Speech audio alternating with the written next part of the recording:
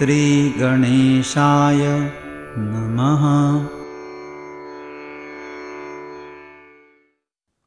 धार्मिक कृतियों का शास्त्र। इस कार्यक्रम के अंतर्गत इस सत्संग श्रृंखला में हम देख रहे हैं पितृपक्ष अर्थात महालय से संबंधित महत्वपूर्ण आध्यात्मिक जानकारी। पूर्वार्ध में हमने समझ लिया कि पितृपक्ष अर्थात महालय काल में श्राद्ध के लिए पितर वंशजों के समीप आते हैं। साथ ही श्राद्ध के बारे में कुछ महत्वपूर्ण विषय बिंदु समझ लिए। आइए अब समझ लेते हैं। मरणोपरांत जीव को सद्गति प्राप्त हो, इसके लिए परिजनों द्वारा करने योग्य कुछ कृतियां। 1.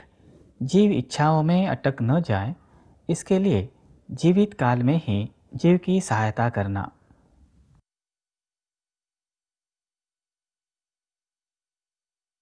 2. जीव की इच्छाओं की तृप्ति करना। 3. परमार्थ पथ पर आगे बढ़ने के बारे में जीव को जागृत करना। मनुष्य की मृत्यु के उपरांत किए जाने वाले मासिक श्राद्ध, वार्षिक श्राद्ध, तीर्थ श्राद्ध, महालय श्राद्ध जैसे विविध श्राद्धों द्वारा मुख्य रूप से यही साध्य किया जाता है। आइए अब हम समझ लेते हैं श्राद्ध करने का उद्देश्य। जीव का लिंग देह जीवात्मा एवं अविद्या से बना होता है। अविद्या अर्थात आत्मा के चारों ओर विद्यमान माया का आवरण। सर्व जीवों के लिंग देह साधना नहीं करते। इस कारण श्राद्धादि विधि कर बाह्य ऊर्जा के बल पर उन्हें आगे जाने के लिए प्रोत्साहित करना पड़ता है। श्राद्ध विधि के 3 मुख्य उद्देश्य हैं। 1. पूर्वजों को पितृलोक से आगे के लोकों में जाने के लिए सहायता प्रदान करना।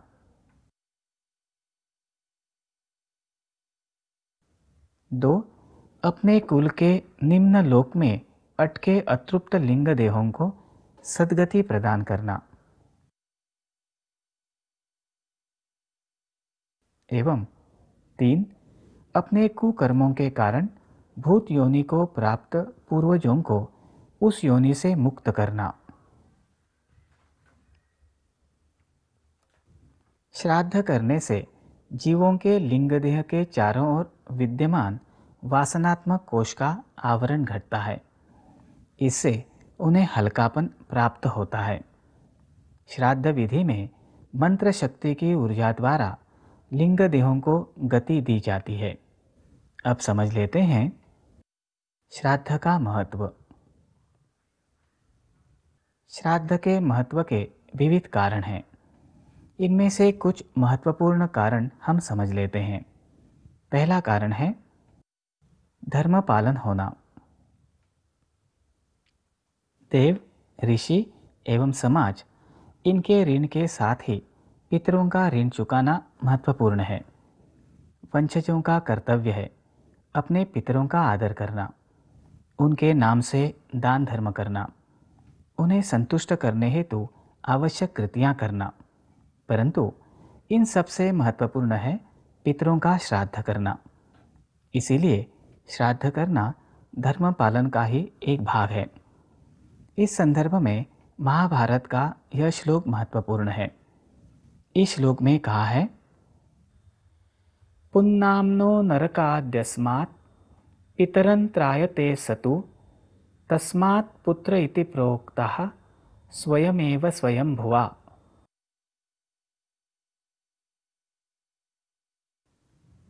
इसका अर्थ है पुत्र अपने पितरों का अर्थात पूर्वजों का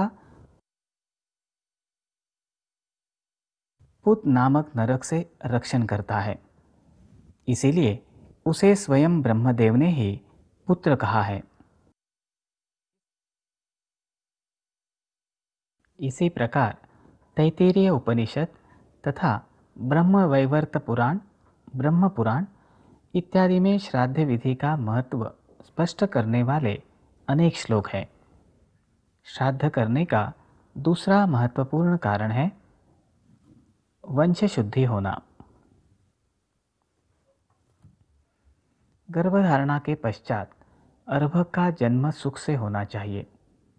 गर्भ में जीव का प्रवेश, उसका संवर्धन, गर्भवती माता की प्रसन्नता एवं सहज सुलभ प्रसूति होने के लिए ईश्वरीय कृपा की आवश्यकता होती है। पितर वंश रक्षक होते हैं। श्राद्धादि कुल धर्म के पालन से वंश शुद्धि निश्चित होती है। श्राद्ध विधि करने का तीसरा महत्वपूर्ण कारण है लेन देन पूर्ण होना। किसी व्यक्ति का श्राद्ध करने से उसके साथ हमारा लेन देन पूर्ण होता है। उदाहरणार्थ, हम पर किसी का ऋण हो और उसे चुकाने से पहले ही उस व्यक्ति का देहांत हो जाए तो ऋण चुकाने के लिए श्राद्ध करना चाहिए। अब हम समझ लेते हैं पितृपक्ष एवं महालय श्राद्ध और उसका महत्व। शक संवत अनुसार भाद्रपद मास के एवं विक्रम संवत अनुसार आश्विन मास के कृष्ण पक्ष में अर्थात पितृपक्ष में किए जाने वाले श्राद्ध को महालय श्राद्ध कहते हैं। मृत्यु के पश्चात जीव को तुरंत प्रेत देह प्राप्त होता है। कुछ काल बीतने पर यह जीव पितर योनि में जाता है। पितृपक्ष में पितर अपने परिजनों के घर निवास करने के लिए आते हैं। इन 15 दिनों में एक दिन श्राद्ध करने से वे वर्षभर तृप्त रहते हैं।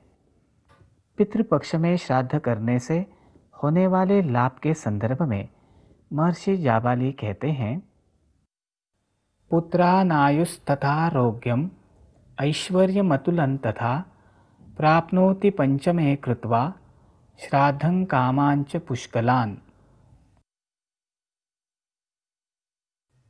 इसका अर्थ है पितृपक्ष में श्राद्ध करने से पुत्र, आयु, आरोग्य, अतुल ऐश्वर्य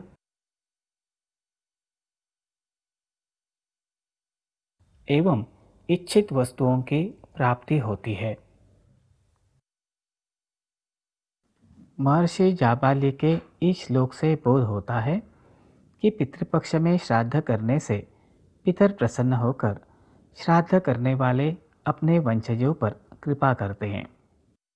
महर्षि कार्ष्णाजिनी कहते हैं, वृश्चिके समनुप्राप्ते पितरो दैवतैः सह निश्वस्य प्रतिगच्छन्ति शापं दत्वा सुदारुणम्। इसका अर्थ है सूर्य के वृश्चिक राशि में प्रवेश करने से पहले श्राद्ध न किया जाए तो पितर गृहस्थ को कठोर शाप देकर पितृलोक में लौट जाते हैं।